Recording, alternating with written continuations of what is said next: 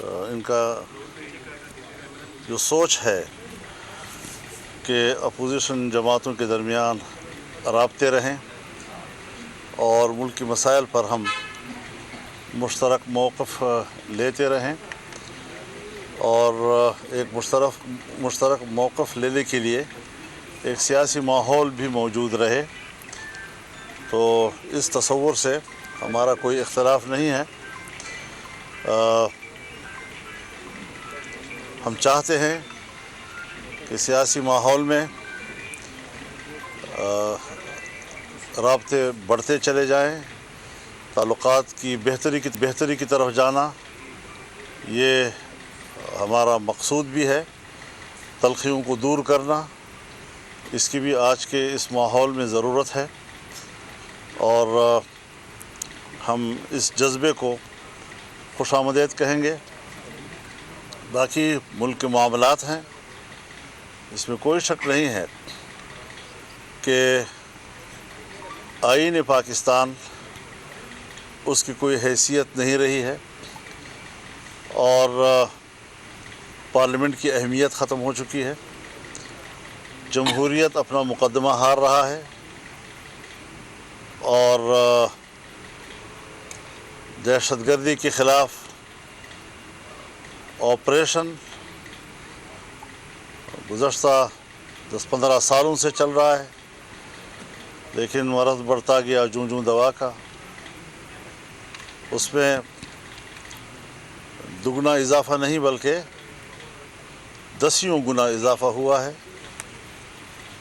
اب یہ کیا حکمت عملی ہے کہ بڑے بلند بانگ دعووں کے باوجود وہ عام آدمی کو امن فراہم نہیں کر سکے، اور حال ہی میں چند دنوں پہلے قبائلی علاقے میں جنوبی وزیرستان میں ڈرون حملہ کیا پاکستان کی طرف سے اور عام شہریوں کو شہید کیا گیا، اور اعتراف کیا اس کا، غلطی مانی۔ تو اس قسم کی منصوبہ بندی کے بغیر اندھا دھند قسم کا آپریشن جو عام آدمی کی زندگی کو خطروں کی طرف لے جاتا ہے، غیر محفوظ بنا دیتا ہے، ظاہر ہے کہ یہ کبھی بھی ہمارے لیے قابل قبول نہیں ہو سکتی صورتحال۔ اس وقت چمن بارڈر کے اوپر 6-7 ماہ سے لوگوں کا دھرنا بیٹھا ہے، جو یہاں سے احکامات جاتے ہیں اور جو وہاں پر قدغنیں لگائی جاتی ہیں، ان سے وہاں کے مقامی آبادیوں کا روزگار تباہ ہو گیا ہے، کوئی متبادل روزگار بھی نہیں دیا جا رہا، اور بے ہنگم قسم کے شرائط عائد کر کے کہا جاتا ہے کہ یہ پاکستان کی ضرورت ہے اور پاکستان کا مفاد ہے۔ اب یہ معاملہ آگے بڑھ گیا ہے۔ جنوبی وزیرستان کا انگور اڈا، وہاں پر لوگ نکل آئے ہیں، وہ اپنی زندگی چاہتے ہیں، وہ اپنا روزگار چاہتے ہیں، وہ اپنا معاش چاہتے ہیں، اور کوئی ان کو متبادل نظام نہیں دیا جا رہا۔ ان کو شاید اندازہ نہیں ہے کہ انگریز کے زمانے میں جب یہاں پر عارضی لائن ڈیورن لائن کے نام سے بچھائی گئی تھی تو وہ قبائل کے بیچ میں سے تھی، ایک بھائی کا گھر ادھر تھا تو ایک بھائی کا گھر ادھر تھا۔ اب اس قسم کی آبادی جہاں ایک بھائی ادھر ہے اور ایک بھائی ادھر ہے، ایک دوسرے کی آواز پہچانتے ہیں، گھروں سے ایک دوسرے کو دیکھتے ہیں، اور یہاں سے ایسی قسم کی پابندیاں ان پر عائد کرنے کی باتیں کی جا رہی ہیں کہ جو صدیوں سے وہاں پر موجود روایات کا خاتمہ کیسے ممکن ہوگا۔ بہت سے زمانوں میں اس قسم کی کوششیں کی گئی، لیکن وہ کوششیں نہیں کامیاب ہو رہی ہیں۔ غلام خان کے اوپر لوگ نکل آئے ہیں اور وہاں پر اضطراب ہے، جمرود کے اوپر لوگ نکل آئے ہیں، وہاں پر یہی اضطراب ہے کہ قدغنیں لگائی جا رہی ہیں عوام کے اوپر، اور ان کو کوئی متبادل روزگار کی طرف کچھ بھی اشارے نہیں دیے جا رہے۔ تو یہ ساری صورتحال ہمارے ملک کی ہے، ہمارا اس کے لیے فکر مند ہونا ایک فطری امر ہے، اور اس حوالے سے ہم یہ سمجھتے ہیں کہ جو بھی ہمارے مشترکات ہیں پارلیمنٹ کے اندر، ہماری اس پر آواز ایک ہونی چاہیے، اور ملک کے اندر بھی ایک خوشگوار سیاسی ماحول کی طرف ہمیں بڑھنا چاہیے۔ ظاہر ہے ہم اگر اختلاف نہیں ختم کر سکتے تو اختلافات کو نرم کر سکتے ہیں، رویوں کو نرم کر سکتے ہیں، کچھ ترجیحات ایسی ہوتی ہیں کہ ان ترجیحات کے لیے کچھ دوسری ترجیحاتوں کو معطل کرنا پڑتا ہے. تو اس حوالے سے ایک بہتری کی طرف جانے کا ایک سفر ہے، اور اسی حوالے سے ہمارے انتہائی محترم مہمانان گرامی تشریف لائے ہیں، جن کو میں خوش آمدید کہتا ہوں.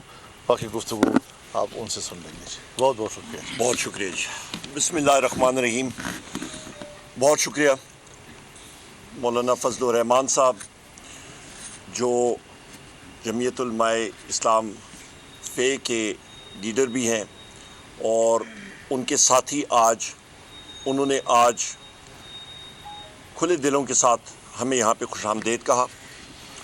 جس طرح کہ مولانا فضل الرحمان صاحب اور میں ذاتی طور پہ ہمارا تعلق ان سے بہت پرانا چلتا آ رہا ہے. بڑی مستفید گفت و شنید ہوئی. بحیثیت لیڈر آف دی اپوزیشن قومی اسمبلی میں ہم لوگ چاہتے ہیں کہ چاہے وہ جے یو آئی فے ہو، ہماری جتنی پارٹیاں ہوں، تحریک تحفظ آئین پاکستان کے تحت، کہ ہم لوگ پاکستان میں آئین اور قانون کی پاسداری کے لیے ہماری یہ جدوجہد چلتی جائے. اور یہی میرے قائد جناب وزیر اعظم عمران خان صاحب کی بھی خواہش ہے، ہمارے تحریک قائد جناب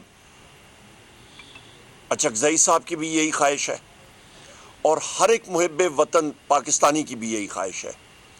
یہ اس سلسلے کی کڑی ہے کہ آج بڑی طویل اور اچھی گفتگو ہماری ہوتی رہی، اور یہ ہوتی بھی جائے گی آگے.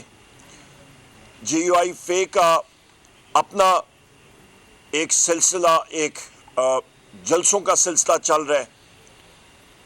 تحریک تحفظ آئین پاکستان کا بھی ایک سلسلہ ہمارا اناؤنس بھی کیا ہے، اور اس کو ہم لوگ انشاءاللہ عملی جامہ پہنا کے وہ جلسے بھی پورے پاکستان میں ہوں گے، جس کا شیڈیول ہم نے جاری کیا.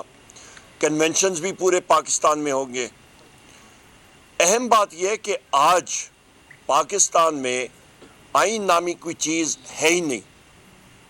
آج آپ دیکھیں کہ پاکستان تحریک انصاف کے دفتر میں آج پریس کانفرنس بھی ہوئی. پریس کانفرنس کے بعد ہمارے ساتھی حماد اظہر صاحب آئے، اور اس کے بعد اسلام آباد پولیس کا دھاوا جو سینٹرل آفس میں بولا گیا، اس کی ہم لوگ شدید الفاظ میں مذمت کرتے ہیں. اسلام آباد پولیس بجائے اس کے کہ رؤوف حسن صاحب کے حملہ آوروں کا تعاقب کریں، جیو فینسنگ کریں، وہ انوسنٹ یعنی کہ بغیر کسی قصور والے شخص کے پیچھے، بے قصور شخص کے پیچھے لگے ہوئے ہیں. اس کی ہم لوگ مذمت کرتے ہیں. اس کے ساتھ ساتھ یہ بھی میں کہتا چلوں کہ چمن پہ جہاں پہ دھرنا ہو رہا ہے، وہاں پہ ان لوگوں کے جائز مطالبات ہیں، اور جس طرح کہ مولانا فضل الرحمان صاحب نے بھی کہا، فلور آف دا ہاؤس پہ میں نے اپنی تقریر میں کہا، میرے ساتھی میرے بھائی اسد کیسر صاحب نے بات کی. ان جائز مطالبات کے اوپر حکومت کو ضرور نظر ثانی کرنی چاہیے، بجائے اس کے کہ پاسپورٹ وہاں پہ استعمال کریں. وہ CNIC میں ہر وہ سیکیورٹی فیچر موجود ہے، اس کے اوپر ان کو اجازت ہونی چاہیے.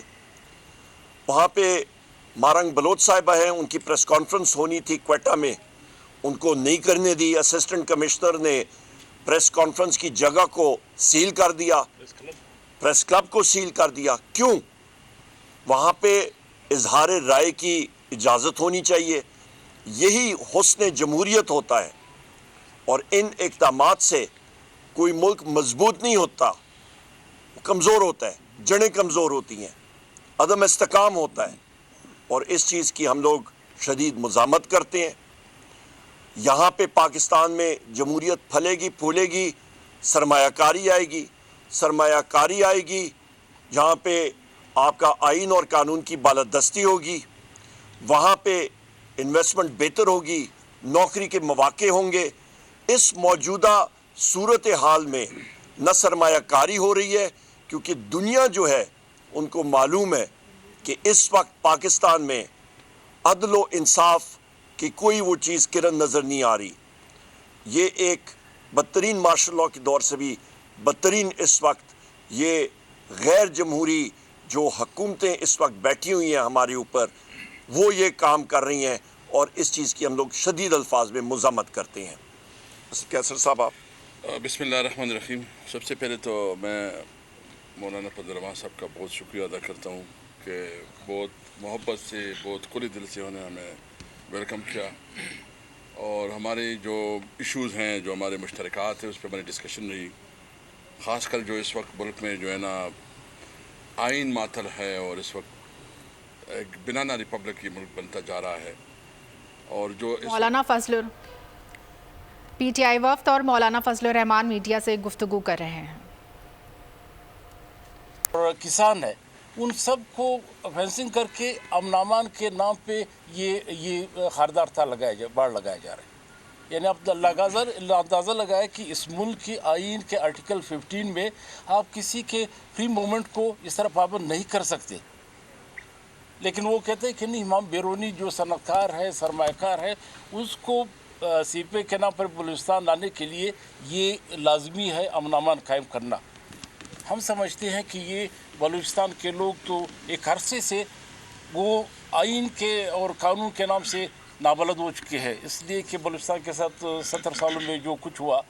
لیکن بلوچستان کے سیاسی جماعتیں بھی یہی تصور کرتی جس طرح عمر ایوب صاحب نے بات کی، مولانا صاحب نے بات کی کہ اب بھی اس ملک کو جو نوزائیدہ ملک ہے یہ ایران کی طرح نہیں جو ہزاروں سال تاریخ رکھتی ہے، نہ چائنا کی طرح ہے. اس نوزائیدہ ملک کو صرف اور صرف آئین کے تناظر میں اس کو برقرار رکھا جا سکتا ہے، ان کے عوام کو مختلف اکائیوں کو. تو میں ایک بار پھر جو ہے مولانا صاحب کا بہت مشکور ہوں. ہم نے بہت کچھ سیکھا بھی اور بہت سا جو شعر ہوا تو ہم سمجھتے ہیں کہ یہ رابطہ. سبسکرائب کریں اور بیل دبائیں تاکہ کوئی خبر رہ نہ جائے.